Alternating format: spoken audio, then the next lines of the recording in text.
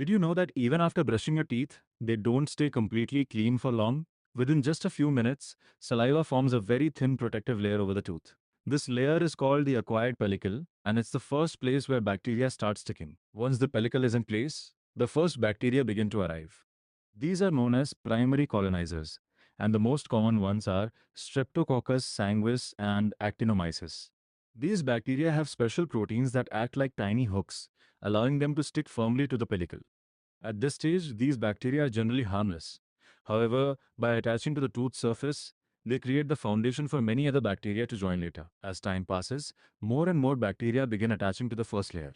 Instead of floating freely, they stick to one another and start forming a structured community. This organized collection of bacteria is called dental plaque, or more accurately, a biofilm. Unlike loose food particles, plaque is firmly attached to the tooth surface and cannot be removed simply by rinsing with water. Once plaque is established, it continues to grow and mature every day if brushing and flossing are neglected. Now here's what makes plaque so difficult to remove. The bacteria produce a sticky glue-like material known as the biofilm matrix. This matrix is mainly made of substances like dextran and levain, which surround the bacteria and hold them tightly together. Think of it as cement holding bricks in a wall. Initially, plaque develops just above the gum line. This is called supragingival plaque. At first, you may not even notice it because it's usually soft and almost colorless. But if it isn't removed daily, it gradually becomes thicker and starts irritating the surrounding gingiva. This irritation is the first step toward gingival diseases. Fortunately, at this stage, proper brushing can still remove the plaque completely. Within the first 24 hours, plaque is still relatively simple. It is mainly made up of gram-positive cocci along with a few short rod-shaped bacteria. These early colonizers are less harmful and can be removed quite easily by proper tooth brushing. If plaque remains undisturbed for several days, things begin to change. The biofilm becomes thicker and more organized. New bacteria such as rods, filamentous bacteria, fusiform bacteria, and spirochetes start joining the community. As oxygen levels decrease inside the plaque, anaerobic bacteria begin to dominate. At this stage, the plaque becomes much more difficult to remove and significantly more harmful to the surrounding tissues. Among the hundreds of bacterial species found in dental plaque, three are especially dangerous. These are Porphyromonas gingivalis, Tenerella forsythia, and Treponema denticola. Think of them as the three main villains in periodontal disease. They possess powerful virulence factors that damage the gums, destroy supporting tissues, and promote bone loss. How do these bacteria cause so much damage? The answer lies in their virulence factors. These bacteria release powerful enzymes and toxins such as collagenase, hyaluronidase, proteases, and endotoxins, also called lipopolysaccharides or LPS. Think of these substances as chemical weapons. They help bacteria invade tissues, destroy connective tissue, and stimulate even more inflammation. Together, these virulence factors accelerate periodontal destruction. One enzyme deserves special attention: collagenase. Collagen is the main protein that holds the periodontal ligament together. When collagenase breaks down these collagen fibers, the tooth gradually loses its supporting attachment. It's similar to cutting the ropes that keep a tent standing. Once enough fibers are destroyed, the support becomes weak, making the tooth unstable. As bacterial toxins continue spreading deeper into the gingiva, more inflammatory cells enter the area. The inflammation gradually moves from the superficial gingiva toward the deeper connective tissues and eventually reaches the alveolar bone.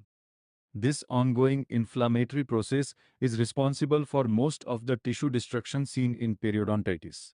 Remember, in periodontal disease, much of the damage is caused not only by bacteria, but also by our own inflammatory response. Here's something fascinating. Bacteria don't live alone.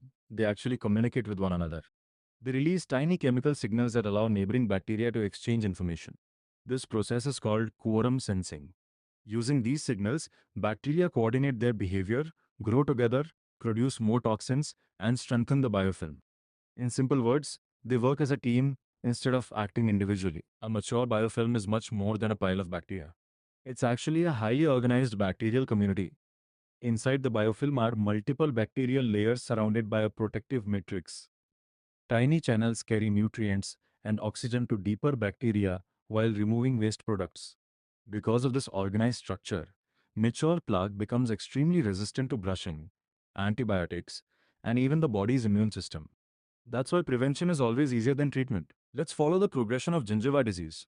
Everything begins with healthy gingiva. If plaque accumulates, the gingiva becomes swollen, red, and may bleed during brushing. This stage is called gingivitis.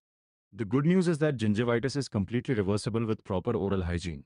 However, if plaque continues to remain, inflammation spreads deeper. The periodontal ligament begins to break down. The bone supporting the tooth starts disappearing. This advanced stage is called periodontitis. Unlike gingivitis, the tissue and bone loss seen in periodontitis cannot be completely reversed. Let's quickly revise the entire process. It all starts with the acquired pellicle, followed by the attachment of primary colonizers. These bacteria multiply and form a biofilm, protected by a sticky extracellular matrix. As the biofilm matures, harmful bacteria increase, leading to a bacterial shift from gram-positive to gram-negative anaerobes. The red complex bacteria release virulence factors that destroy collagen, stimulate inflammation, and cause alveolar bone loss.